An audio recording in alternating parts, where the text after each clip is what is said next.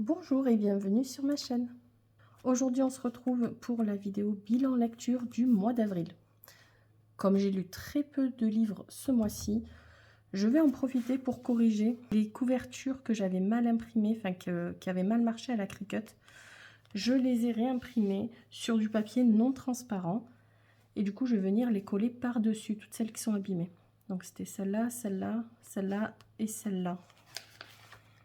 Oh oui, les autres étaient ok. Donc, on va commencer par faire ça.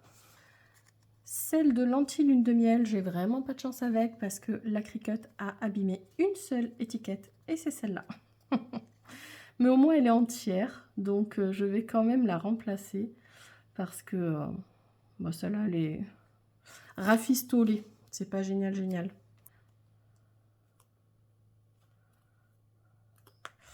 Voilà. Même froissé, ça reste mieux. Allez, je colle les autres par-dessus. J'inscris les titres et je mets les tampons. Et ensuite, comme d'habitude, on note ensemble.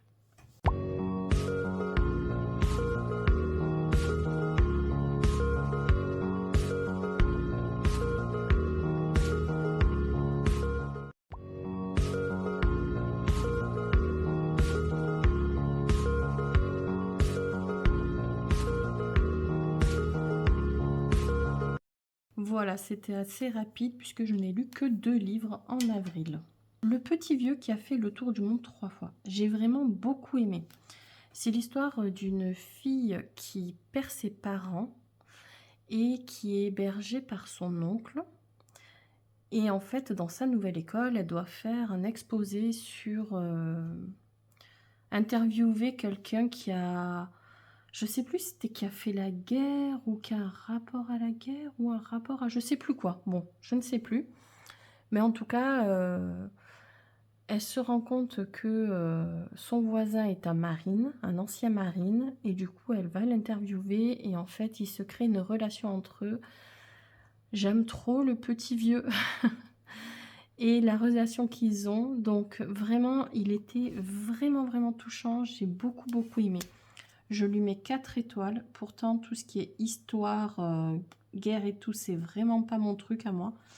Mais là, quand il raconte ses histoires, alors il parle pas que de la guerre, hein. Sinon ça m'aurait pas autant plu. Mais même les passages où il raconte la guerre, etc., ben, c'est intéressant. Et c'est là que je me dis que ça devrait être un vrai travail au collège, dans tous les collèges, d'essayer de trouver quelqu'un qui a fait la guerre et qui peuvent lui raconter. Ou alors, peut-être pas ça, mais que les collèges, eux, trouvent des gens qui ont fait la guerre et qui sont prêts à venir en classe pour raconter aux élèves. Parce que raconter comme ça, ils retiendraient tellement mieux. L'envol d'Aurélie Valogne. J'ai dû relire même plusieurs résumés avant de me le remettre en tête. C'est l'histoire, en fait, on a le point de vue donc d'une maman et de sa fille tout au long de l'évolution de sa fille. Ça démarre quand elle est petite et ça va jusqu'à, je crois qu'elle est adulte. Oui. Donc voilà, c'est une histoire d'une maman solo qui élève sa fille aussi bien qu'elle peut. Une fille qui adore apprendre, qui adore l'école, qui adore s'instruire. Et voilà, on voit tout le cheminement, le passage de l'enfance, de l'adolescence, les sacrifices de la maman, les conflits, etc. C'est bien. Et en fait, quand je lis le résumé et que je relis l'histoire, je ne sais pas pourquoi, j'ai pas super accroché.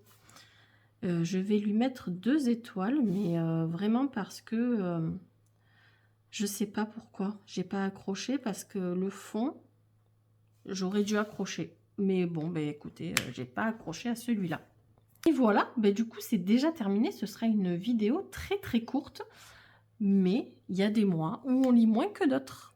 J'espère quand même que ça vous aura plu. Je vous dis à bientôt pour une nouvelle vidéo. Au revoir!